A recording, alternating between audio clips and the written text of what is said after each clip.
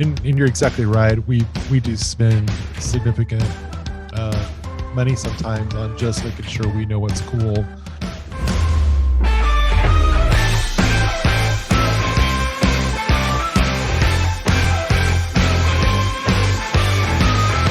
Hey, everybody. This is Joe Mathis.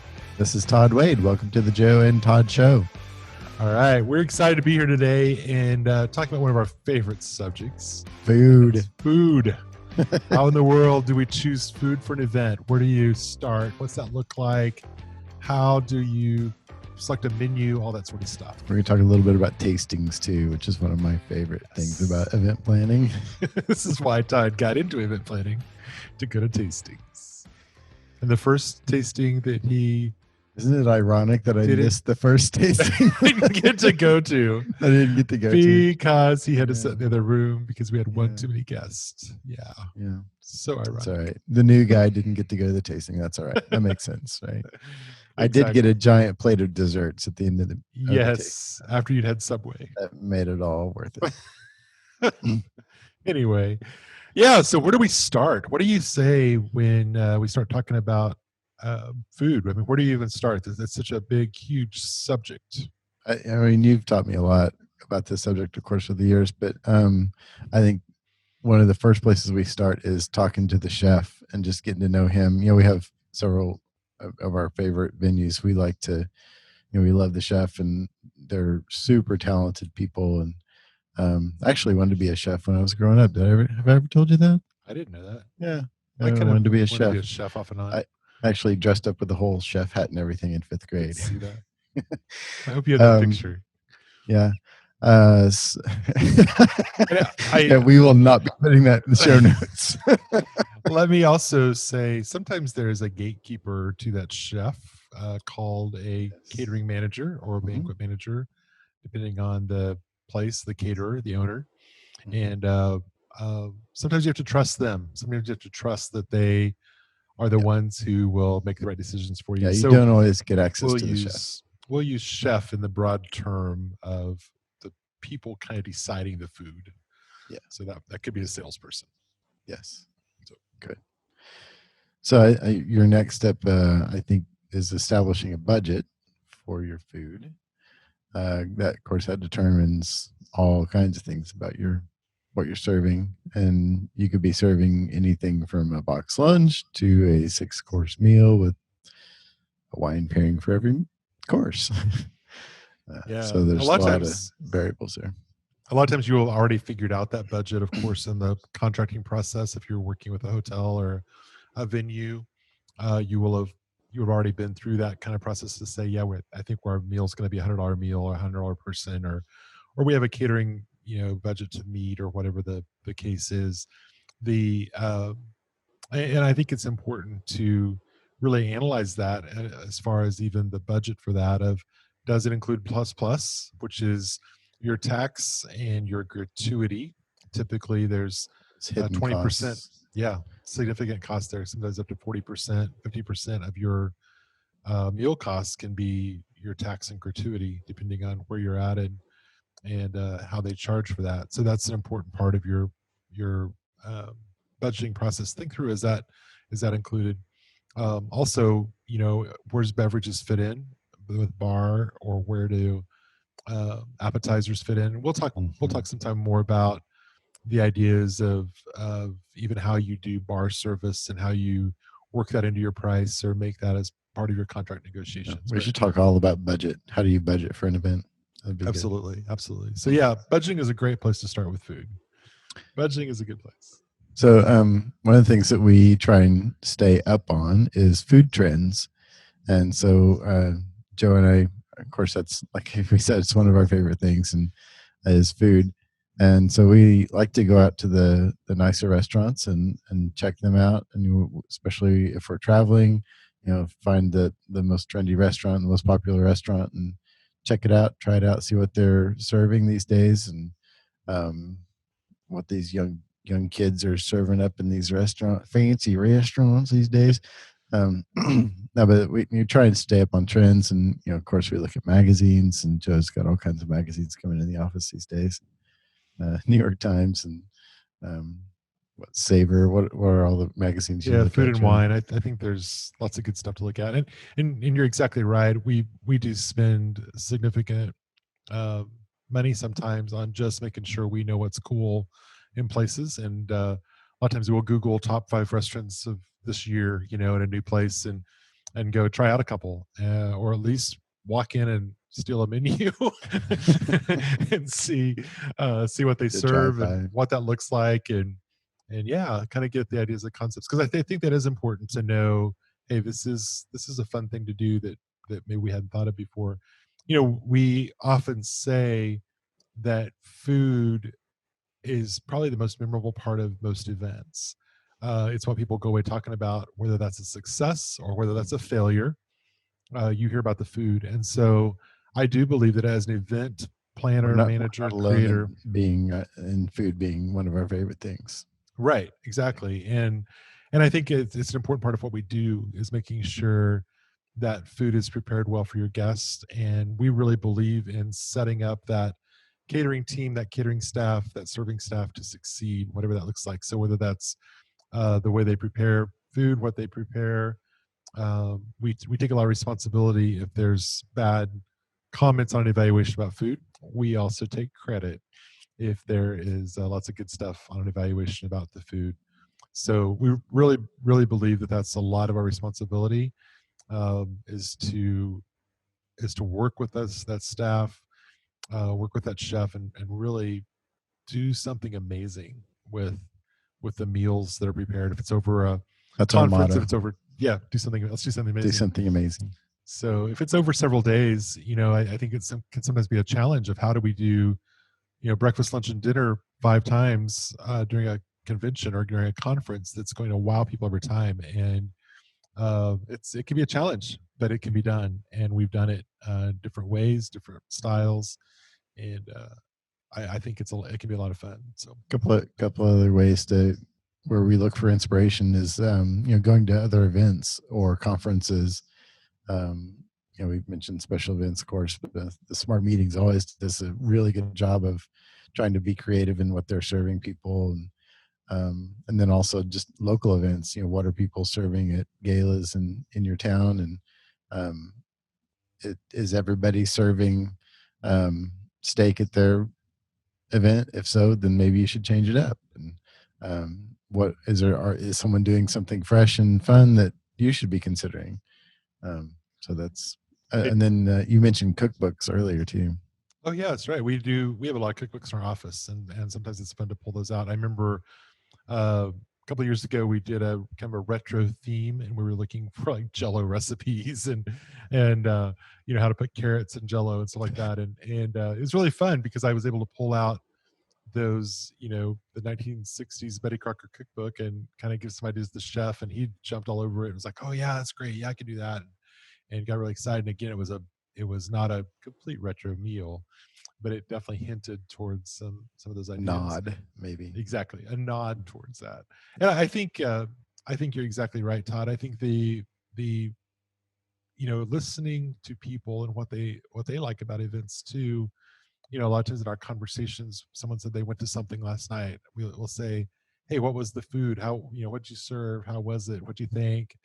And if someone's been out of town, if they've been at a conference, I have a friend who's in sales, and I was like, hey, what'd you guys eat? What was it like? And it's always interesting to hear their comments. And I think it's always interesting to me if people knew how much that influences the next time I'm helping to set a menu or to establish a menu, that I probably have played their comments in that process. So uh, yeah, I think as you said, Todd, one of the most important things is getting acquainted with that chef, figuring out what they're about, what they like to do.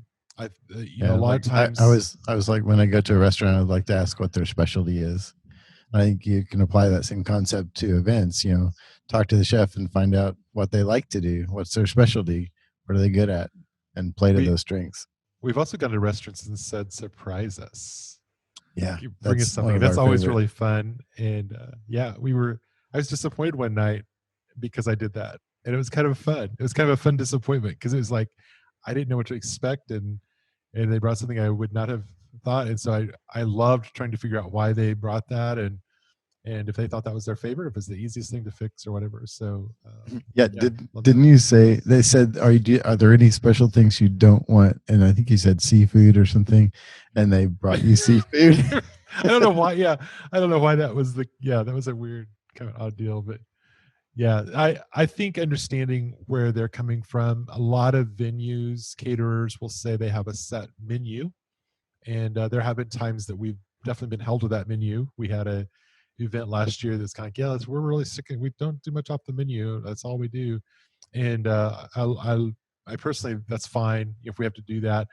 I personally love the times we have to the budget and the relationship to say, hey, let's create something fun and let's do something different. Let's blow the socks off these people. And a lot of times a set menu is established, especially again hotels and venues and catering companies, because of what's good sellers, what sells well. And so again, you can see that. But if you're trying to do something special and different, to ask those questions, like, what would you really like to fix? What's something you've been wanting to try? And really talking through with that chef or the catering salespeople, hey, what's been great successes? What's really worked out well? And try to stretch them, not too far, but I really like to stretch the chefs. I really like to stretch their staff into doing something a little bit different. So, a lot of places will do pre-prepared desserts, that they're purchasing somewhere, which is great. They don't have an in-house pastry chef or someone, that's fine. But then I want to stretch them of how can we make that look better? How can we do something a little bit different with it? Or could we do a dessert trio with 3 kinds of dessert, or could we do something different? You Really like thinking. treats? Yeah.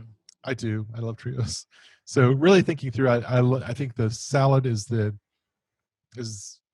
first impression of a meal. Typically, if that's the first course, whatever that first course is, if that's a appetizer, cheese plate, a salad, whatever you're doing for your first course, I think is a first impression, and I just think that has to be spectacular. And so, if that is um, if that's a situation where um, the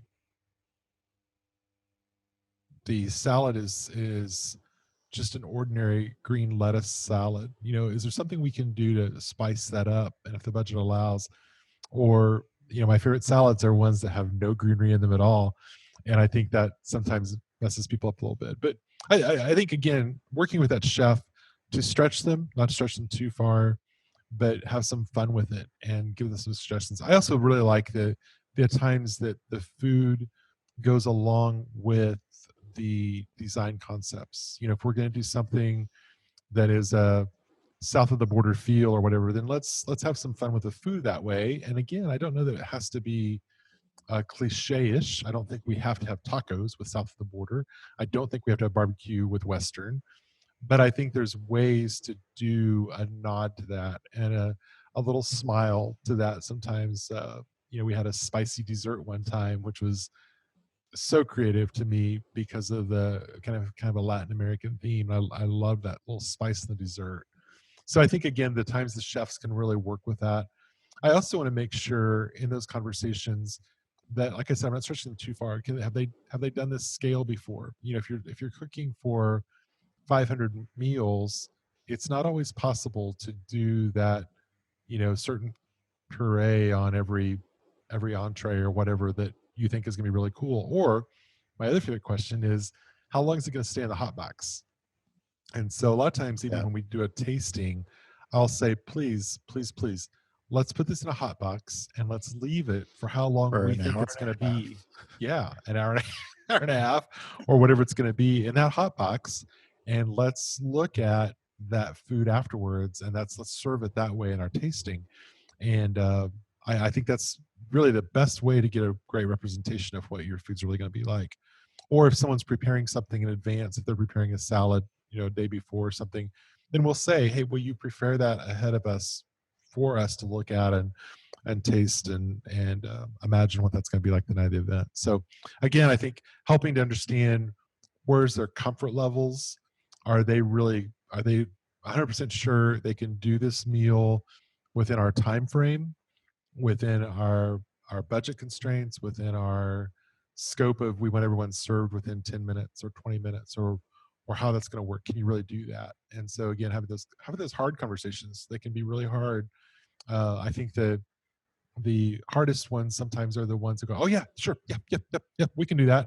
And you can just tell the deer in the headlight look, like we really have no idea if we can do that or not. And so you have to kind of really pull that out of them. Have you done something like this before?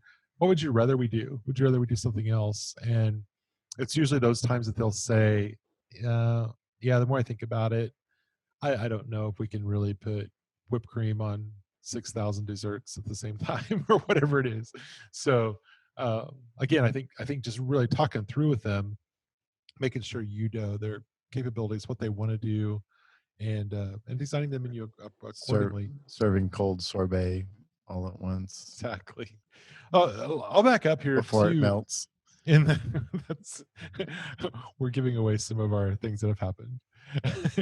I'll back up here Speaking from too experience, right? and say, in the very beginning, probably sitting down and outlining the meals you have, what you kind of imagine them to look like. So, for example, if you're doing a 3-day event, maybe you're going to start with a luncheon and you're going to go to a reception and then you're going to have breakfast the next morning. It's a great idea to me, before you even get there, to outline, we want this Wednesday lunch is our pinnacle time. That's when our CEO is going to speak. That's when everything's going to be unveiled, is this meal. We've got to have this meal be perfect. And then Wednesday night, it can be more of a fun party feel.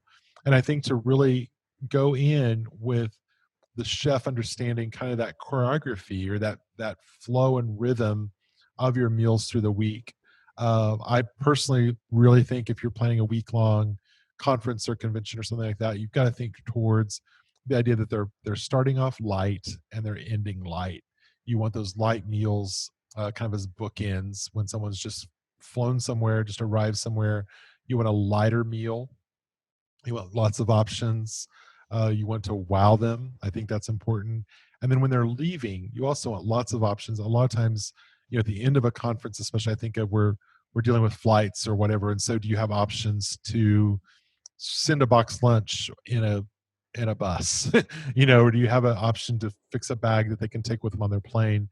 And how does that work with the other guests? What's that look like? And so, I know I'll think back to one kind of retreat conference we did, and we had a lot of flights leaving at 11:30, and we were planning on serving a main meal at noon. And so we ended up changing things around a little bit and having kind of a brunch feel, a little later breakfast. We had some brunch items that they could take with them, and fixed a really neat box that they could just kind of, there's a little bag. There's just a really neat little bag that they could take with them, and it was really fun because they talked about that later. That was a cool thing. They just kept pulling out fun little surprises. There was a muffin with some hearty things inside, and just some fun stuff that they were able to pull out and kind of nibble on the rest of the day. And so I think, again, thinking through, how's this all feel? Of course, in our world, we do a lot of that one-time meal, that the sophisticated. We want it to be over the top. We want it to be an experience in itself. And so, again, thinking through what that's like, and again, the talking through with the chef what's possible. We've done bar mitzvahs or bat mitzvah, and do you need a kosher meal for everybody there? What's that look like? Is that something that can be done? Or if you're doing a Indian wedding, what's the experience on doing Indian food? And hopefully those conversations have already happened before you've contracted with the venue, before you've contracted with that caterer. But again, I think helping them understand where's their limits, what can they really do, and of course basing that on past experience. I love to ask for pictures, and kind of moving into thinking through presentation a little bit. But I want to know what stuff looked like before, and if that's um, if that's a buffet for breakfast or a continental breakfast, or if that's a plated meal or a box lunch or any of those things. I want to know food stations. I want to know what those things look like, how they normally do it, how do they normally set that up, how they normally plate it, how do they normally display it, what's that look like? And we've made decisions before to rent plates. We made the decision to rent silverware or glassware because the the experience we're trying to create was different than what the venue or the caterer had available uh, in their space. And so again, I think thinking through all that ahead of time is really important. The look of things, the look of the food, how it holds up, how it sets out, when it's replenished, all that is extremely important. And then, of course, I think all that happens a lot at the tasting. And so for most events, we have a tasting. If you're doing a conference over a period of time, period of week, I think it's important to taste highlight meals, and I think it's important to taste certain products you're not sure of. And so, especially if there's I don't know if I want the chicken or the beef, then I'm going to taste them both and see what we can do. A lot of times, those tastings are just us with the hotel staff. I keep saying that, or the caterer, the venue staff, and just our team. And we kind of sit down and really talk through how things will be plated, what's the lighting look like, when's this going to happen, how fast can this happen. We're going to have those great discussions with them. If we're including our client, I sometimes think it's a little difficult to have all the in-depth conversations with our client there. And sometimes we'll say, let's meet ahead of time and talk about the tasting, and then we can bring our client in and have that be a little bit more of a special show. I never want to embarrass the chef or anyone like that in front of my client or in front of other people, in front of other guests.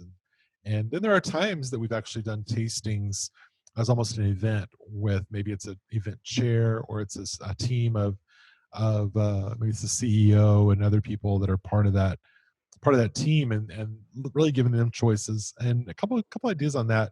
One is, I think it's really fun to vote and have ballots, and kind of give the idea, I'm giving away a huge secret here, but give away the idea that everyone's kind of decided and given a input, and then of course you and your client can determine what's really best, and how something works.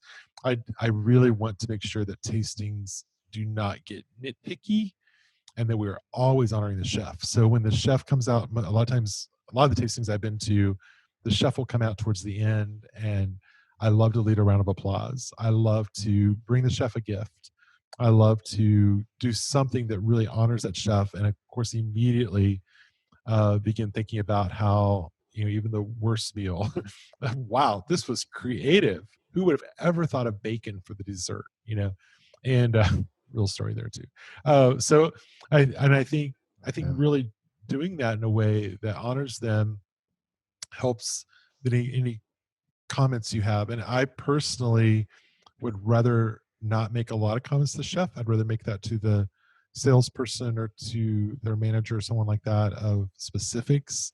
But I think sometimes you can ask the chef questions like, hey, can we do this way? Or, maybe the meat was a little cooked a little too long. Is that because it was in a hot box? And they can answer a lot of those questions. I a lot of times realize that the So tasting may be the only time I see them. Yeah, go ahead. we've got just a couple of minutes left here. Of course, last but least, we want to take into consideration what the client wants. Absolutely. I mean, all of this is kind of like pre-work to to the point at which you say this is what we think would be good for your event. But talk a little bit about how we take into consideration what the client wants. First of all, I pretend a lot of times that I know my clients so well that I observe their taste and know what they like. If we a lot of times will take our clients out to dinner and watch what they eat, and sounds creepy, doesn't it? Make Maybe a notes of little. things. Listen very well. We have a CEO that we love who is not a fan of garlic and onion smells, and so, if we know, especially if he's paying the bill, if he's a part of something, then we make sure there's no onions and no garlic and none of that strong smells. And also understanding why that is. I get it. I totally get it. And I understand his perspective. I love his perspective, and want to go with that. And so, uh, Maybe your key donor doesn't like salmon or something, that maybe they don't like seafood, and so you just got to be considerate of them. And if it's a large group, you want to be sure that you don't make it too spicy, or maybe you don't want to serve Indian food may not be the best choice for a large group of people. You want to go a little bit scaled back on your I think flavorings. trying to be really taste neutral, not taste specific, but taste neutral for a large crew. I tend to like spicy Your food. demographic kind of, speaks to that too. If you've got an older group of people, you're probably going to go a little less spicy. If you're trying to appeal to the younger group, maybe they can handle a little bit of flair and different type of food. So.